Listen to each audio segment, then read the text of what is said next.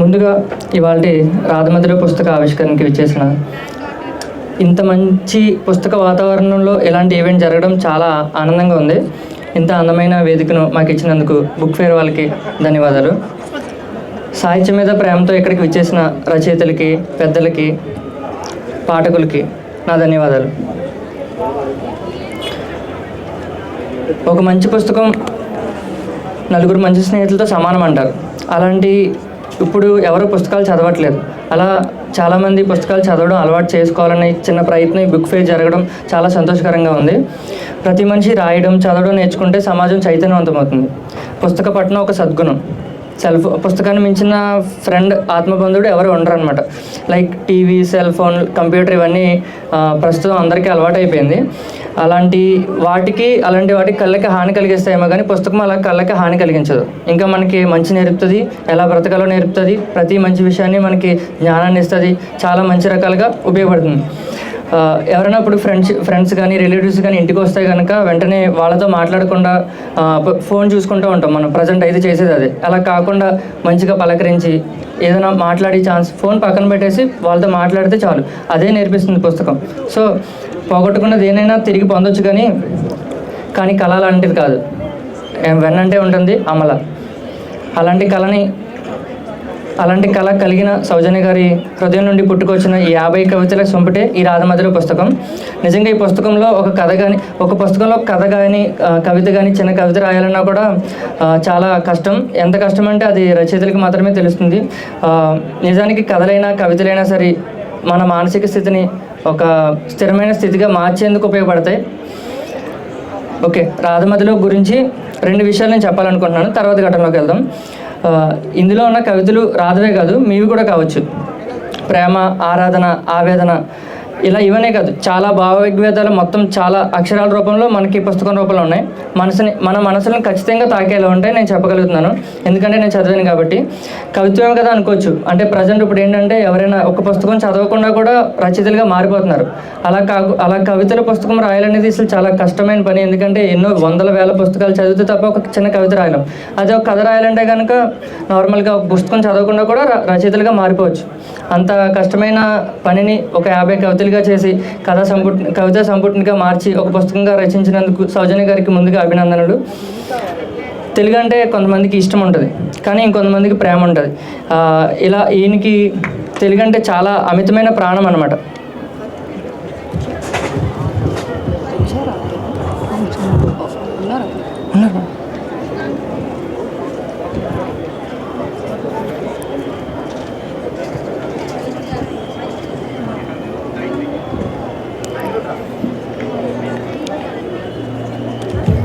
ఇప్పుడు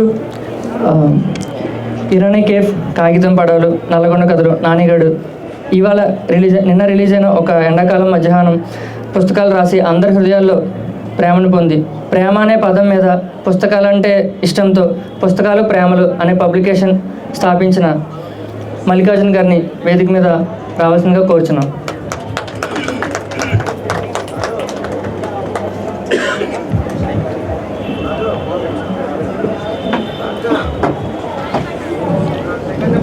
తెలుగు అంటే కొంతమందికి ఇష్టం ఉంటుంది, కానీ ఇంకొంతమందికి పిచ్చి ప్రేమ ఉంటుంది. కానీ ఈమెకి తెలుగు అంటే అపరమైన ప్రేమ అనమాట. అంటే సమాజానికి ఏదైనా చేయాలి, సమాజంలో ఉన్న మొత్తం చెడుని అరికట్టాలి, మంచిని ఇంకా చాలామందికి చూపించాలని చెప్పి ఆడపిల్లైనా సరే ఒక మంచిగా మారి మంచి పుస్తకాలు ప్రచురించి ఇప్పటికీ 3 పుస్తకాలు రచించారు. భాను గారిని కూడా స్టేజ్ మీదకి రావాల్సిందిగా కోరుచున్నాను.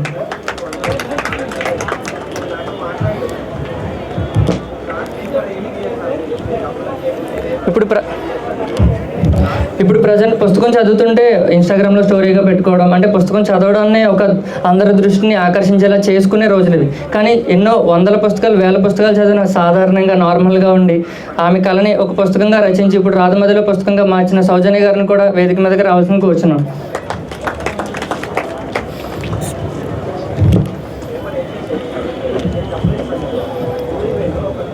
అబ్బాయి అండి నేనే పుస్తకాలు రచించినా కూడా ఇంట్లో మదర్ ఫాదర్ సపోర్ట్ ఉండదన్నమాట. అంటే ఎందుకు పుస్తకాలు రాయడం ఏముంది, అసలు ఇప్పుడు ఈ రోజుల్లో ఎవరు చదువుతున్నారు, అసలు పుస్తకాలు ఎందుకు రా బాబు అని తిడుతూ ఉండండి. ఒక ఆడపిల్లగా ఉండి ఆమె పుస్తకంగా ప్రచురించే స్థాయికి వచ్చిందంటే ఇంట్లో చాలా ప్రోత్సాహం ఉంటుంది. అది తండ్రి నుంచైనా, భర్త నుంచైనా, తల్లి నుంచైనా. అలాంటి ప్రోత్సాహాన్ని ఇచ్చి ఎంతో ప్రోత్సాహం ఇస్తే తప్ప ఇట్లా బుక్గా రాదనమాట. అలాంటి ప్రోత్సాహాన్ని ఇచ్చిన సౌజన్య గారి తండ్రి గారిని, భర్త గారిని స్టేజ్ మీదకి రావాల్సిందిగా కూర్చున్నాం.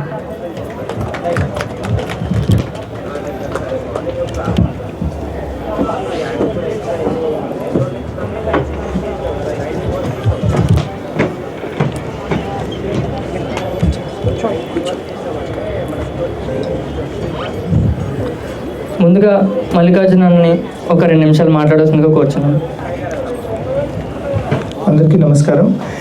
నిన్ననే నేను కార్తికేయ రాసిన పుస్తకావిష్కరణకి ఇక్కడికి వచ్చినప్పుడు సౌజన్య గారి మాటలు విన్నాను. ఆవిడకి తెలుగు భాష పట్ల, తెలుగు సాహిత్యం పట్ల ఎంత ప్రేమ ఉందో కనిపించింది. ఆవిడ తన పుస్తకం ఇవాళ విడుదలవుతుందని నన్ను ఒకసారి వచ్చి నేను మాట్లాడమని చెప్పారు. నేను ఇంకా ఈ పుస్తకం చదవలేదు, కానీ ఆవిడ నిన్న మాట్లాడిన దాన్ని బట్టి నేను అర్థం చేసుకునేది ఏంటంటే ఆవిడకి సాహిత్యం పట్ల చాలా ప్రేమ ఉందని కనిపిస్తుంది. ఐ థింక్ అదే ఈ పుస్తకంలో కూడా ఉంటుందని అనుకుంటున్నా. రాధమదిలో పుస్తకానికి ఆవిడకి శుభాకాంక్షలు తెలియజేస్తున్నాం. ఆవిడ ఇంకా చాలా పుస్తకాలు రాయాలి. ఎంతమంది పాఠకుల ప్రేమను సొంతం చేసుకోవాలని కోరుకుంటున్నాను. Thank you so much. ఇప్పుడు భాను గారిని ఒక 2 మాటలు మాట్లాడాల్సిందిగా కోరుతున్నాను. అందరికీ శుభ మధ్యాహ్నం. ముందుగా రాధమదిలో రచయిత సౌజన్య గారికి హృదయపూర్వక అభినందనలు. నేను ఒక రచయితని, 3 పుస్తకాలు రిలీజ్ చేశాను. ముఖ్యంగా నా ఉనికి మొదలయ్యింది కవిత్వం నుంచి. కాబట్టి ఆ కవిత్వంతోనే నేను చెప్పాలి అనుకున్న సందేశాన్ని చెప్పాలి అనుకుంటున్నాను. ఆడపిల్ల ఆశయాన్ని, ఆవేదనను, ఆకాంక్షను బయటకు చూపెట్టడంలో ఎందుకంత చులకన? ఆశయ సాధనను ఛేదించడం కోసం అంతరిక్షాన్ని చేరింది ఆడపిల్ల కాదా? పంటి బిగువున నొప్పిని భరించి నీకు ప్రాణం పోసింది ఆడపిల్ల కాదా? ఆడపిల్లకై జరిగిన యుద్ధాలు ఎన్ని? దేశ సరిహద్దున నిలబడి సింధూరంకై యుద్ధాన్ని చేసింది ఆడపిల్ల కాదా? ఎందులో తక్కువ? ఏ విషయంలో చులకన? నిన్ను కంటి పాపలా కాపాడేది ఆడపిల్ల కాదా? చేయి పట్టి నడిపించేది ఆడపిల్ల కాదా? అమ్మల, అక్కల, చెల్లిల, స్నేహితురాలిల, భార్యల, కూతురిల దేశ గౌరవాన్ని నిలబెడుతుంది. ప్రపంచానికి తన ఉనికిని పరిచయం చేస్తుంది. ఆకాశాన్నే కాదు, అంతరిక్షాన్ని కూడా జయించింది. ఈ ప్రపంచంలోనే ప్రతి అణువులో ఆమె కనిపిస్తుంది. అమ్మ పేరే వినిపిస్తుంది. అయినా ఏ విషయంలో చులకన ఆడపిల్ల? మీ కన్నీరు తుడిచి అన్నం తినిపించినందుక? తనతో పాటు తన చీర కొంగుని కూడా మరొక అమ్మలా మార్చినందుక? అప్పుడే నడిచే క్రమంలో ఎదురు దెబ్బలు తగిలితే నిలబెట్టినందుక? జీవితాన్నే కోల్పోయి కన్నీటి పర్యంతమైన క్షణాన నేనున్నాను నాన్న అని నిలబడినందుక? ఒక్కో దశలో ఒక్కో బంధంగా ఏర్పడి నిన్ను అంటి పెట్టుకొని ఉన్నది ఆడపిల్ల కాదా? ఇప్పుడు చెప్పు, ఏ విషయంలో ఆడపిల్ల వెనుకబడింది? ఏ విషయంలో ఆడపిల్ల చులకనయ్యింది? అవసరం అయితే ఆది పరాశక్తిలా మారుతుంది. ఆకలేస్తే అన్నపూర్ణయి అన్నం తినిపిస్తుంది. లలితాదేవిలా ప్రేమ పంచుతుంది. పార్వతిలా మారి కరుణ చూపిస్తుంది.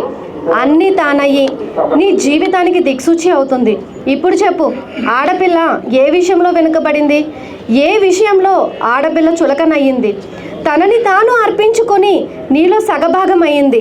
తన ఉనికిని అంతం చేసుకొని నీ వారసత్వాన్ని కానుకగా ఇచ్చింది. తనే లేకుంటే నీ వంశవృక్షం ఉంటుందా? తనే లేకుంటే నీ జీవితానికి వెలుగు ఉంటుందా? తనే కాదంటే నీ ఉనికికి అర్థం ఉంటుందా? ఇప్పుడు చెప్పు, ఆడపిల్ల ఏ విషయంలో వెనుకబడింది? ఏ విషయంలో ఆడపిల్ల చులకనయ్యింది?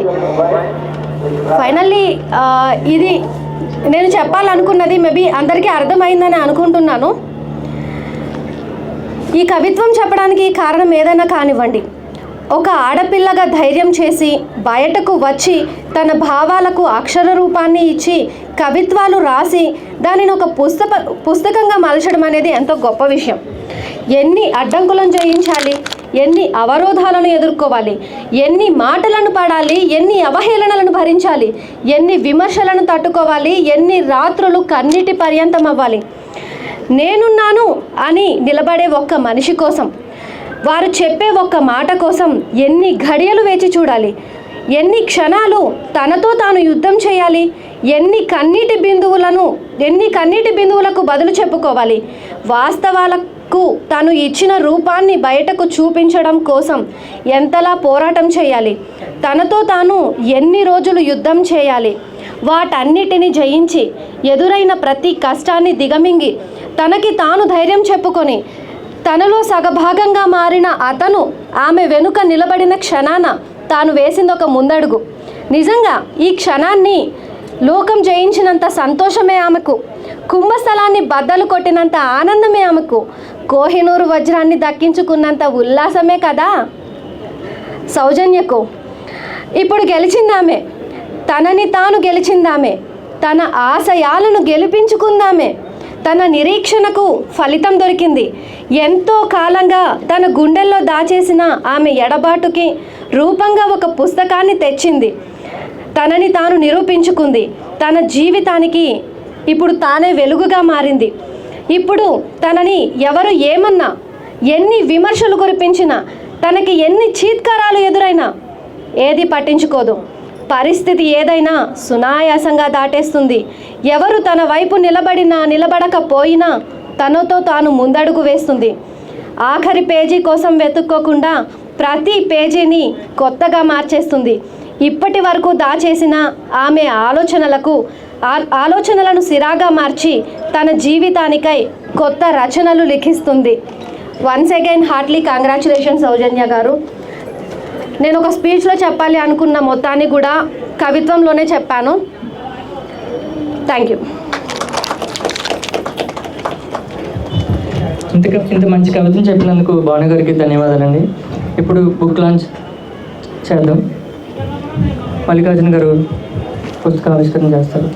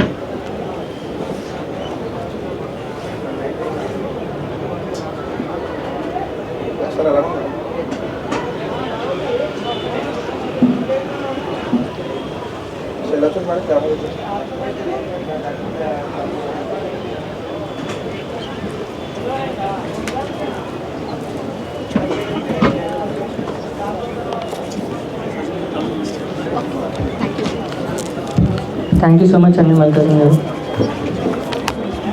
ఇప్పుడు సౌజన్య మేడం గారు తండ్రి గారిని మాట్లాడుతుంటూ కూర్చున్నాను బుక్ గురించి.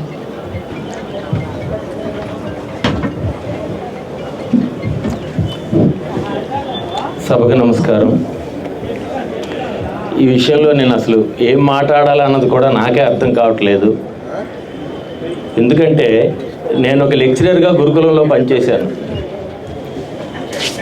మా పాప నాతోనే మా స్కూల్లోనే చదువుకుండేది. ఒక హై వాల్యూస్ ఉన్న స్కూల్లోనే నేను పనిచేశాను. వైజాగ్ సిటీ బోర్డర్లో పనిచేశాను. అక్కడ నాతోనే చదువుకున్నది. తను పిల్లలు అక్కడ కల్చరల్ యాక్టివిటీస్లో డాన్సులు చేసేటప్పుడు ఇది వాళ్ళకి ఏవో స్టెప్స్ చెప్తుంటే ఆ మాస్టర్ ఆ లెక్చరర్ వచ్చి నాకు మీ పాప డాన్స్ బాగా చేస్తుంది అయ్యా అని అంటే ఇంటికి వచ్చి తిట్టేవాడిని. బుర్రలేదా ఆ టైం మీద ఎడ్యుకేషన్ మీద నువ్వు కాన్సన్ట్రేట్ చేయాలి, అని తిట్టేవాడిని. ఒకసారి మా ప్రిన్సిపల్ గారే చెప్పారు, నాయుడు మీ పాప అసైన్మెంట్ చూస్తుంటే లాస్ట్లో ఏవో కవిత్వాలు 2 చదివానయ్యా, చాలా బాగుంది, ఒకసారి తనకి ప్రోత్సహించేవి రాయమనవేనంటే, మీకు మధ్య లేదండి, మన పిల్లలు చదువుకోవాలి కానీ కవిత్వాలను కల్చరల్ యాక్టివిటీస్ అంటే ఎలా అవుతుందని వెంటనే వచ్చి ఇంటికి వచ్చి తిట్టాను నేను. మళ్ళీ అలా నేను మంచి ఆర్టిస్ట్ని, నేను నాటకాలు వేసేవాడిని, డైరెక్టర్, నేను బెస్ట్ యాక్టర్గా సర్టిఫికేట్స్ తీసుకున్నాను, పరిషత్తులకు వెళ్ళాను, ఒరిస్సాలో కూడా నేను పరిషత్తులో బెస్ట్ యాక్టర్ సర్టిఫికేట్స్ తీసుకున్నాను, సినిమా ఇంటర్వ్యూస్కి కూడా వెళ్ళేవాడిని. అలాంటిది ఒక కళలు ఉండే తల్లిదండ్రుల తాలూకా పిల్లలకి ఆటోమేటిక్గా ఆ లక్షణాలు కొన్ని వస్తే నేను గుర్తించలేదు, తను ప్రోత్సహించలేదు. ఫస్ట్ ఆఫ్ ఆల్ నేను మా అల్లుడికి hats off to Raghu. At the same time నీలో ఆర్ట్ ఉందని నేను ప్రోత్సహించక ఇంతవరకు చాలా లేట్గా నీకు మీ ఆయన ప్రోత్సహించినంత వరకు నేను గుర్తించినందుకు సారీ అమ్మా. ఈ కార్యక్రమానికి ఇచ్చేసినటువంటి అందరికీ, ప్రోత్సహించిన ప్రతి ఒక్కరికి, ముఖ్యంగా మా అల్లుడికి thank you to one and all.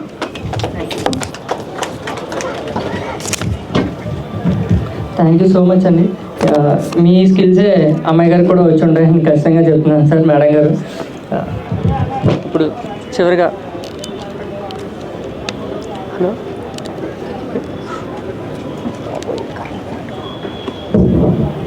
చివరిగా సౌజన్య మేడం గారి మాటలో ముగ్గురు.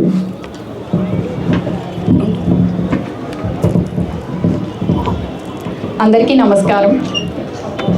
మేము పిలవగానే పరిచయం అంత లేకపోయినా మా ఆహ్వానాన్ని మన్నించి వచ్చిన మల్లికార్జున గారికి, బాలు గారికి నాకు ప్రత్యేక ధన్యవాదాలు. నేను రచయిత అయ్యాను అనేది కలో నిజమో ఇప్పటికీ నాకు అర్థం కాని ఒక సందిగ్ధంలో ఉన్నాను. అది పుస్తకాన్ని చదివి అందరూ ఆదరించిన తర్వాత ఫీల్ అవుతానేమో. ముందుగా అమ్మ నాన్నలకి ధన్యవాదాలు. అందరూ అంటారు అమ్మ మొదటి గురువు, ఏ పిల్లలకైనా అమ్మ మొదటి గురువు అంటారు. కానీ నా వరకు మా అమ్మ మొదటి ప్రేక్షకురాలు. ఎవరికైనా పిల్లల్లో ఉన్న టాలెంట్ ఫస్ట్ చూడగలిగింది తల్లే. నేను రాసే పిచ్చి మాటలు నాన్న లేనప్పుడు వంటగదిలో కూర్చొని అమ్మకి చెప్తుంటే ఏ రోజు ఎందుకు అలా రాయటం అని ఎప్పుడూ అనలేదు. బాగా రాస్తావు అమ్మ, అంతవరకే తెలుసు అమ్మకి. అంటే నేను ఏదో రాసేయాలి, పుస్తకాలు ప్రచురించాలి అనేంత తెలియకపోయినా నువ్వు బాగా రాస్తావమ్మా, నీకు టాలెంట్ ఉంది. ఆ చిన్న మాట తర్వాత ఎన్నో పుస్తకాలు నేను చదివి నేను రాసేలా నన్ను చేశాయి. ఈ పుస్తకం రాయడం అనేది ఇది పుస్తకం అని నేను చెప్పను. ఇలా రాసేవి అవి పిచ్చి రాతలో ఏవో నాకు తెలియదు. 20 ఏళ్ళ ముందే నేను మొదలుపెట్టాను. అది పుస్తక రూపంలో రావటానికి ఇన్ని సంవత్సరాల సమయం పట్టింది. పుస్తకం అనగానే అంటే కథో కవితో దేని గురించి అయినా మొదట విమర్శలు చేస్తారు ఎవరైనా. ఒక పుస్తకం చదివిన వెంటనే నేనైనా విమర్శ ముందు చేస్తాను, ప్రశంస తర్వాత ఉంటుంది. విమర్శించడం అనేది వాళ్ళ విమర్శకులు బట్టే మేము కూడా గొప్పగా రాయగలుగుతామేమో. కానీ ఒక విషయం ఏంటంటే కథ రాయటం అనేది ఎంత కష్టమో కవిత్వం రాయడం నా దృష్టిలో అంతకంటే కష్టం. కవిత్వం అంటే ఏదో 4 పదాలు ఒక దగ్గర పెట్టి ఒక ప్రాసలో అర్థం లేకుండా రాసి మనం చేసుకునే వెకిలి చేష్టలు కాదు. కథ కోసం మనం ఒక 150 పేజీలో 200 పేజీలో మనం ఎంచుకుంటాం. ఆ 200 పేజీల్లో మనం మొదట స్టార్ట్ చేస్తాము. ఎలా స్టార్ట్ చేయాలి, ఎలా ఎండ్ చేయాలి అనేది ముందే మనకు తెలుస్తుంది. ఆ 150 పేజీల్లో మనం ఆ స్టోరీ మొత్తాన్ని మనం చూపించడానికి మనకు చాలా టైం దొరుకుతుంది. అంటే అంత స్పేస్ ఉంటుంది. కానీ కవిత అలా కాదు. కవిత ఒక 10-15 లైన్లలో దాన్ని మనం సమాప్తం చేయాలి. మొదటి నుండి చివరి వరకు ప్రాస లేకపోయినా పర్వాలేదు, భావం ఉండాలి, దాన్ని మనం వ్యక్తపరచాలి. మనం ఎంచుకున్న శీర్షిక ఏదైనా కానీ ఆ 10-15 లైన్లలో మనం దాన్ని కంప్లీట్ చేయడానికి రాసే వాళ్ళకి ఎంత కష్టం అవుతుందో రాసినప్పుడు నాకు అర్థమైంది. అలా అని కవిత్వం అంటే ఇప్పుడు ఏదో పుస్తకం రాసేసి ఏదో కవితలను రాసి ఈ రోజుల్లో ఏదో మెయిన్ ఫాలోవర్స్ కోసం ఏదో ఒకటి చేసేయాలి, మనం ఏదో ఒకటి రాసి పెట్టేయాలి, ఒక 4 లైన్లు వస్తే సరిపోతుంది అనేది కాదు. నా దృష్టిలో పుస్తకం అనేది మనకి తల్లిదండ్రులు అందరూ ఎలా ఉండాలి, సమాజంలో ఎలా నడుచుకోవాలి ఇవన్నీ నేర్పిస్తారు. కానీ మనం ఎక్కడ ఎలా ఉండకూడదో, ఎక్కడ ఎలా ప్రవర్తించాలో, ఎలాంటి సందర్భంలో మనం ఎలా మనల్ని మనం కంట్రోల్ చేసుకోవాలో ఇలాంటివన్నీ మనకి అనుభవాలుగా నేర్చుకునేది పుస్తకాల ద్వారానే. అనుభవాలు ఖచ్చితంగా మనకి గుణపాఠాలు నేర్పిస్తాయి. కానీ అందరి జీవితంలో అన్ని అనుభవాలు ఏమీ వచ్చాయో. అలాంటిది ఎవరికైనా ఏదో ఒక అనుభవం ఎదురవుతుంది కానీ ప్రతిదీ ఎదురవ్వదు. కానీ పుస్తకాలు చదవడం అలవాటు చేసుకుంటే మనల్ని మన బెస్ట్ వెర్షన్ని మనం చూపించుకోగలుగుతాం. అంటే మనమే ఎలా ఉండగలం అనేది మనం పుస్తకాల ద్వారా మాత్రమే నేర్చుకోవడం జరుగుతుంది.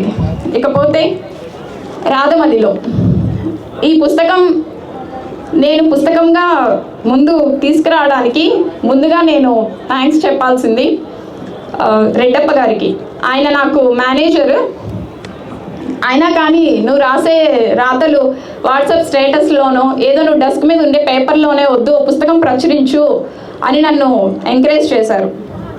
తర్వాత షాను, ముఖ్యంగా తన నా ఫ్రెండే అయినా నువ్వు ఎప్పుడో 10 ఏళ్ళు నా రిటైర్మెంట్ తర్వాత నేను బుక్స్ రాద్దాం అనేది అనుకున్నా, కానీ అంతవరకు ఎందుకు ఇప్పుడే స్టార్ట్ చేయమని నన్ను ప్రోత్సహించింది. తర్వాత నేను ఎంత చెప్పినా తక్కువే. ఎవరైనా పెళ్ళైతే స్వేచ్ఛ పోతుంది అంటారు. నా వరకు నా స్వేచ్ఛ మొదలైంది నా పెళ్ళితోనే. ఈ రోజుల్లో పెళ్ళి అంటే ఏదో కామెంట్స్ ఏదో చేసేసుకొని పెళ్ళైతే ఇలా అయిపోతుంది జీవితం, అలా అయిపోతుంది జీవితం, అదంతా అనుకోవట్లేదు. నేను అర్థం చేసుకునే విధానంలోనే ఉంటుంది. నేను అతన్ని ఎంత అర్థం చేసుకున్నానో నాకు తెలియదు, కానీ నా కళల్ని నా అభిరుచుల్ని చాలా అర్థం చేసుకున్నారు. ఏ పని చేసినా ఆడపిల్ల చేస్తే తప్పే అనే ఒక కుటుంబ వాతావరణం నుండి వచ్చిన నాకు, నువ్వు తప్పు చేసినా పర్వాలేదు, నీకు నచ్చింది చేయి, నీ వెనక ఉంటానని నన్ను ప్రోత్సహించింది నా భర్త. అతనికి ధన్యవాదాలు అని నేను చిన్న పదంతో నేను సరిపెట్టలేను. ఒక ఆడపిల్లని అర్థం చేసుకోవడంలో తల్లిదండ్రులు ఫెయిల్ అయినా పర్వాలేదు, తను ఒక 20-25 సంవత్సరాలకి ఇంకొక ఇంటికి వెళ్తుంది. కానీ భర్త అర్థం చేసుకుంటే అంత అదృష్టవంతమైన జీవితం ఇంకెవరికీ ఉండదు. నా వరకు నా జీవితంలో అద్భుతాలు జరుగుతాయంటారు కదా, ఆ అద్భుతం నా భర్తే. తర్వాత నా పుస్తకం గురించి చెప్పాలనుకుంటున్నాను. రాధమదిలో ఈ పుస్తకం నేను పబ్లిష్ చేయాలి అనుకున్నప్పుడు ముందుగా నాకు నా బ్రదర్ వికాస్ ఉన్నాడు. తను నా కొలీగే కానీ సొంత తమ్ముడిలాగా. తను బుక్ ఎలా చేయాలని నేను సందిగ్ధంలో ఉన్నప్పుడు కార్తిక్ని పరిచయం చేశాడు. ఇంక వాళ్ళ పబ్లికేషన్స్లోనే మన ప్రచురణల ద్వారా ఈ పుస్తకాన్ని నేను మొదలుపెట్టి పుస్తక ప్రపంచంలో నా తొలి అడుగు వేశాను. ఈ టైటిల్ నేను ఎందుకు తీసుకున్నాను అంటే, రాధమదిలో అంటే ఇది ఏదైనా కృష్ణుడి గురించా, లేకపోతే కృష్ణుడి మీద భక్తితో రాధ రాసిందా, ఇలా అనుకుంటారు అందరూ. కానీ నా దృష్టిలో ప్రతి ఆడపిల్ల ఏదో ఒక సమయంలో రాధే. అంటే రాధ అంటే ప్రేమ అంటే ఒక అబ్బాయిని ప్రేమించడం అనేది కాదు.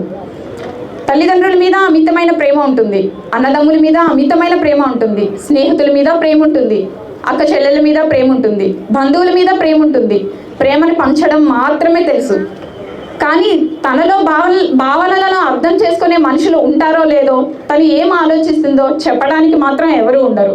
అలాంటి ఒంటరితనంలో అతిగా ప్రేమించిన ఒక అమ్మాయి తన ఆవేదనని చెప్పుకోలేక ఒంటరితనాన్ని అనుభవించి ఆ ఆవేదన ఎప్పటికీ తీరదని అర్థం చేసుకున్నాక, ఆ ప్రేమని ఆరాధనగా మార్చుకున్నాక, ఆ ఆరాధన పదం నుంచి తీసుకున్నదే రాధ. రాధ అంటే కృష్ణుడి భక్తురాలు అని కాదు, రాధమదిలో అని నేను ఈ పుస్తకంలో నేను రాసిన 50 కవితలు ప్రతి అమ్మాయి మనసుకి హత్తుకునేలాగా ఉంటాయి. అంటే మనం ఒక మనిషిని ప్రేమించినప్పుడు ఎలా అనుకుంటాము, ఆ తర్వాత వాళ్ళు మనకి దూరంగా ఉన్నప్పుడు ఎలా ఉంటాము, ఇంకా వాళ్ళు లేరు రారు అని తెలిసిన తర్వాత మనలో మనం ఎలా మన పరిణతిని మనమే తీసుకొచ్చి మన జీవితాన్ని ఎలా ముందుకు వెళ్ళాలి అనే ఒక ఉదాహరణగా రాసిన పుస్తకం మాత్రమే ఇది.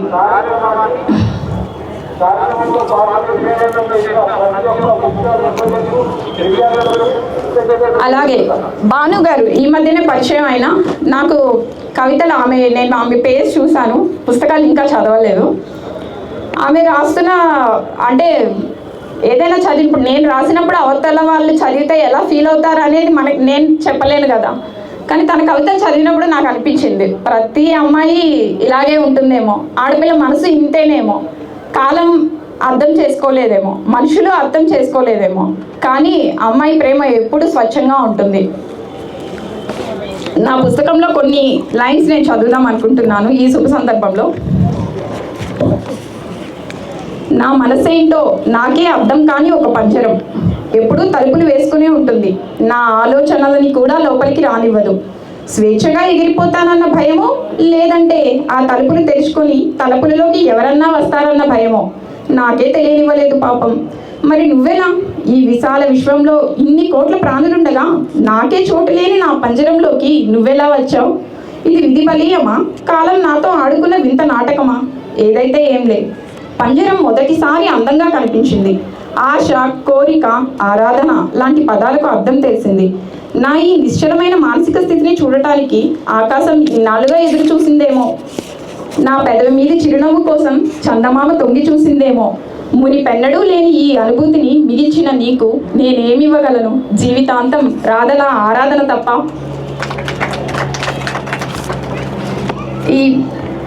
ఈ పుస్తకం దయచేసి అందరూ చూసి చదివి ఆదరిస్తారని కోరుకుంటున్నాను.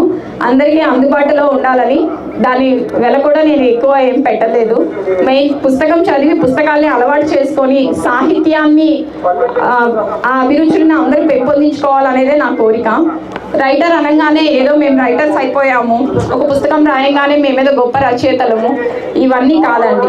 ఒక తోటి రచయితలకి సాయం చేయడం కూడా చాలా ముఖ్యం. అది మెయిన్ నేను కార్తీక్లో, భానులో చూశాను. ఎందుకంటే నేను పుస్తకం రాసినప్పుడు చాలా మందిని అప్రోచ్ అయ్యాను, కానీ ఎవరు సరిగా సలహాలు ఇవ్వరు.